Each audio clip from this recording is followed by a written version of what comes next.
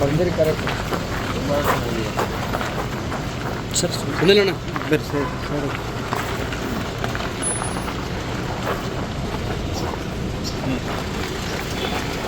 నువ్వు రండి పక్కన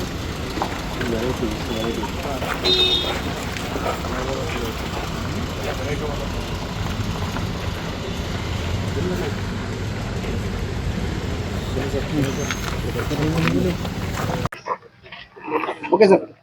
ಓಕೆ ಈ ದಿನ ನಮ್ಮ ಬೆಳಗಾವಿ ನಗರದ ಕಡೆಬಜಾರ್ ಪೊಲೀಸ್ ಠಾಣೆ ವ್ಯಾಪ್ತಿಯಲ್ಲಿ ನ್ಯೂ ಗೂಡ್ ಶೆಡ್ ರೋಡ್ ಇಲ್ಲಿ ರಾಕೇಶ್ ಅಂತ ಒಬ್ಬ ವ್ಯಕ್ತಿ ಅವನ ಮನೆ ಎದುರುಗಡೆ ಇರೋ ಅವನ ಪಿಕಪ್ ಟ್ರಕ್ ಅಲ್ಲಿ ಸಾಕಷ್ಟು ಲಿಕ್ಕರ್ನ ಸ್ಟೋರ್ ಮಾಡಿದ್ದಾನೆ ಅಂತ ಹೇಳಿ ಮಾಹಿತಿ ಬಂದಿತ್ತು.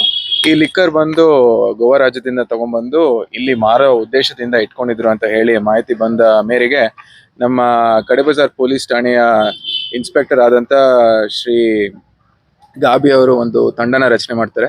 ಆ ತಂಡನ ರಚನೆ ಮಾಡಿ ಅವರ ಸಬ್ ಇನ್ಸ್ಪೆಕ್ಟರ್ ಮತ್ತೆ ಕ್ರೈಮ್ ಸ್ಟಾಫ್ ಅವ್ರನ್ನ ಬಿಟ್ಟು ಒಂದು ದಾಳಿ ಮಾಡಿಸ್ತಾರೆ. ದಾಳಿ ಮಾಡಿಸಿದ ಸಂದರ್ಭದಲ್ಲಿ ಅವರಿಗೆ ಒಂದು ಆಟೋ ಪಿಕಪ್ ಸಿಗುತ್ತೆ.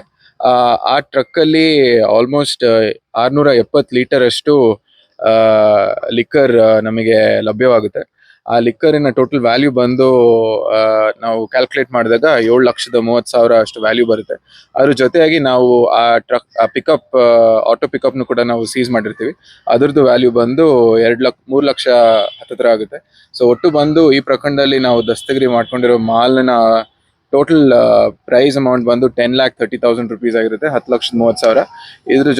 ಇದ್ರ ಜೊತೆಯಾಗಿ ನಾವು ಆರೋಪಿತನ ಕೂಡ ದಸ್ತಗಿರಿ ಮಾಡ್ಕೊಂಡಿರ್ತೀವಿ.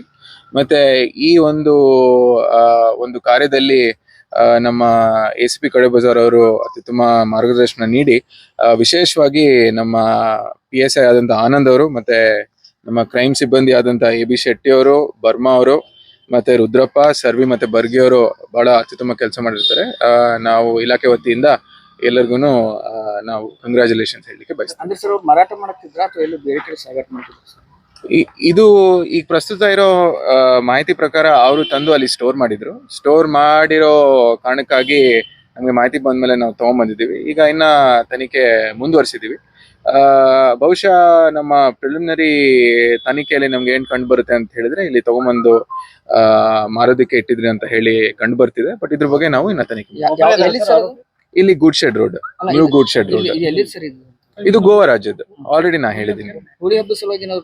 ಅದ್ರ ಬಗ್ಗೆ ನಮ್ಗೆ ಇನ್ನ ಸ್ಪಷ್ಟನೆ ಇಲ್ಲ. ಬಟ್ ನನ್ಗೆ ಏನ್ ಮಾಹಿತಿ ಇದೆ ಎಲ್ಲ ಮಾಹಿತಿ ತಮ್ಮ ಹತ್ರ ಶೇರ್ ಮಾಡಿದ್ದೀನಿ. ಹೌದು, ಇದರಲ್ಲಿ ಇರೋದು ಇಲ್ಲಿವರೆಗೂ ನಮ್ಗೆ ಸಿಕ್ಕಿರೋದು ರಾಕೇಶ್ ಅನಿಲ್ ಅಂತ ಹೇಳಿ.